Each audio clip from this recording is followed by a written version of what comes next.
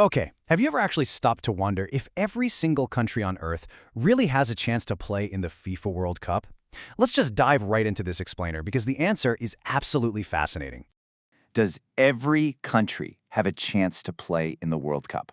I mean, we all tune in every 4 years, right? We see the flags, the crazy passionate fans, the whole global spectacle. It literally feels like the entire world is competing. But does every single nation actually get a shot at that trophy? Well, the reality is no, and it's a hard no. Actually, some places out there can score goals, they can build gorgeous modern stadiums, hire top-tier coaches, and put together an amazingly passionate team, and they still will never ever qualify. And it's not because they're bad at the game. It's because of a really strange mix of rules, politics, and geography. So let's break down exactly why they're locked out. Starting off with Section 1, the guest list rule. So, FIFA membership. It's the mandatory recognition required to play in World Cup qualification. Sounds simple enough, right? Just get a membership. But man, it really isn't. To even play in a qualifier, you need FIFA to recognize you.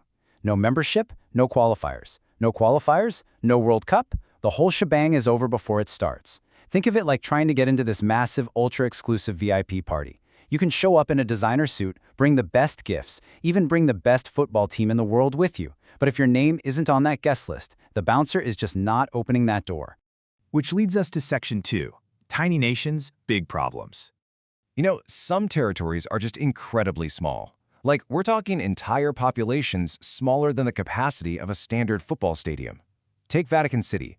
Believe it or not, the Pope's country technically plays football. They actually have a team, but they aren't a FIFA member.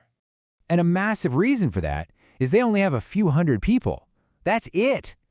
Trying to build a legitimate World Cup level football program from a talent pool that small, it's basically an impossible puzzle. Our source actually puts this perfectly. They say, imagine trying to find a national squad when half the country already has another full-time job.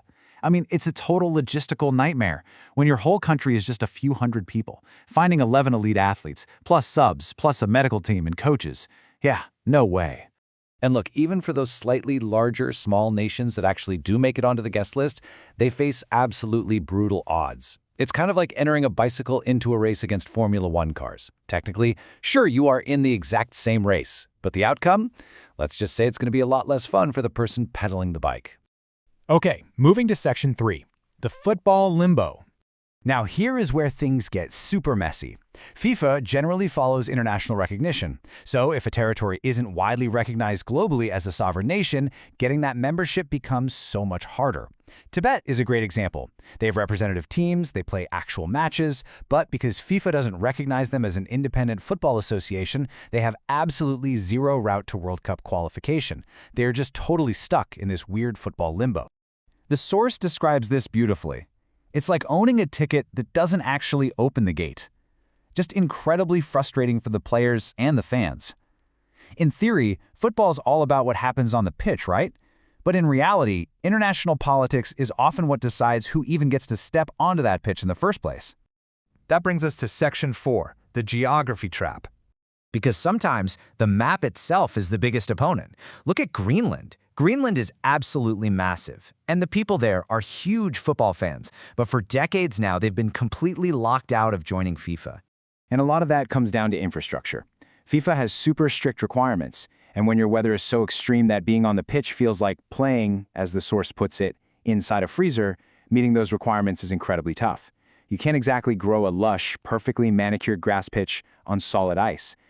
Plus, there are other geographical traps, especially if you're a remote island somewhere. You're dealing with massive travel costs just to fly out and play a single friendly match, severely limited facilities, difficult player development because there's nobody nearby to play against, and scouting, it's basically non-existent. Trying to run a football program with those geographical hurdles is literally like playing a video game on the absolute hardest mode. All right, Section 5, the historical loophole. Now you might be sitting there thinking, wait a second, aren't there places that aren't fully independent countries but still get to play? Yep. Just look at England, Scotland, Wales, and Northern Ireland. All four of these teams compete completely separately on the international stage, even though they're all part of the exact same sovereign state.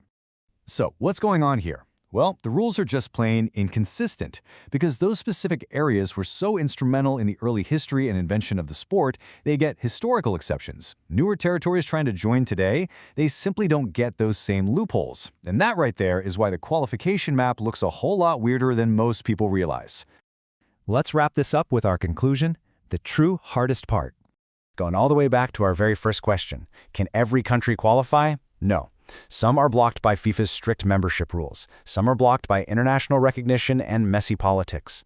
Others are trapped by the realities of their own geography. And some just have absolutely no pathway at all. I think the source sums it up perfectly right here. The hardest part of reaching the World Cup isn't always winning football matches. Sometimes it's being allowed to enter the race in the first place. That is the real barrier. I mean, you can't win a race if they won't even let you on the starting line. So as we finish up this explainer, I want to leave you with this question to chew on. Will some places remain permanently outside football's biggest stage? With the World Cup expanding and the sport growing into new regions every single year, will these locked-out territories ever get their fair shot on the guest list? It's a huge question for the future of the game. Let me know what you think. Thanks for joining me to break this all down and keep asking those big questions.